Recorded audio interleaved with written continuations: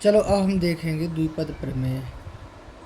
तो द्विपद प्रमेय में याद रखिएगा a प्लस बी की घात n का जो सूत्र होता है एन सी 0, ए की घात n बी की घात 0 से स्टार्ट होगा।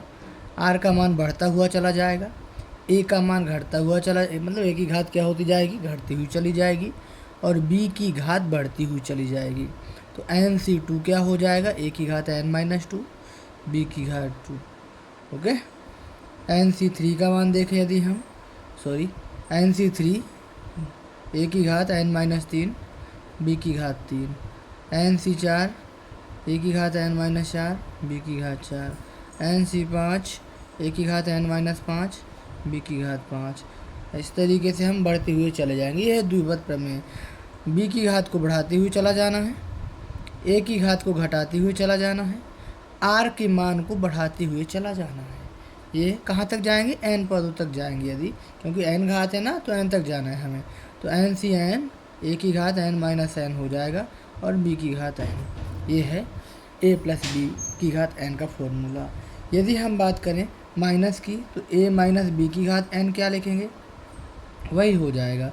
जैसे a का मान तो a ही है, b का मान माइनस का b रख के देखेंगे तो हो जाएगा एन सी 0, ए की घात n माइनस बी की घात 0, ये होगा।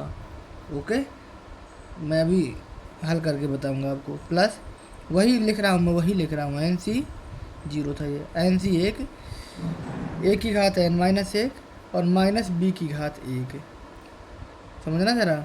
एन सी 2 ए की घात n-2 और माइनस बी की घात 2, ठीक है, समझ रहे हो ना।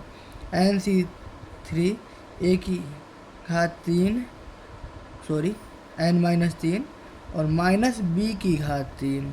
ओके, एन सी 4 ए की घात n-4 माइनस बी की घात 4। इस तरीके से हम बढ़ते हुए चले जाएंगे, समझना ज़रा। अब जैसे हमने यहाँ देखा एन सी 0 है, ए की घात n है, किसी भी संख्या की घात में यदि 0 है तो उसका मान तो एक ही होता है, इसका मान एक ही होगा, इसका मान क्या हो जाएगा, एक ही हो जाएगा।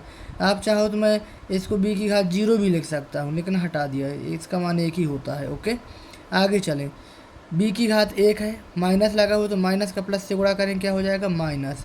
तो एन सी 1 ए की घात n-1 बी की घात 1।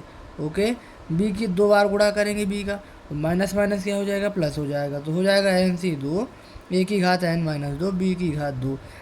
घात 3 लगी हुई है, विषम घात है, तो माइनस का भी बचे, बी क्यूब बचेगा, माइनस का प्लस से गुणा करेंगे माइनस आ जाएगा। तो बचेगा एन सी 3 ए की घात n-3 बी की घात 3। एक बात याद रखना, मैं बता दूं आपको, यदि सम घात है b की घात, यदि माइनस वाले सूत्र में यदि b की घात सम है तो प्लस का आ जाएगा, और b की घात यदि बेसम है तो काहे का आएगा, माइनस का आएगा। याद रखना, b की घात को देख रहे हैं, सिर्फ b की घात को देख रहे हैं। सम है तो माइनस, बेसम है तो प्लस, सम है तो प्लस, बेसम है तो माइनस। इस तरीके से हमने दोनों सूत्र कंप्लीट कर लिए हैं। आप लोगों को याद करना है, क्या करना है, आपको देखना है कि b के मान को बढ़ाते हुए चला जाना है, ए की घात को कम करते हुए चला जाना है, आर के मान को बढ़ाते हुए चला जाना है, और इसके अलावा आपको कुछ भी नहीं करना। ओके।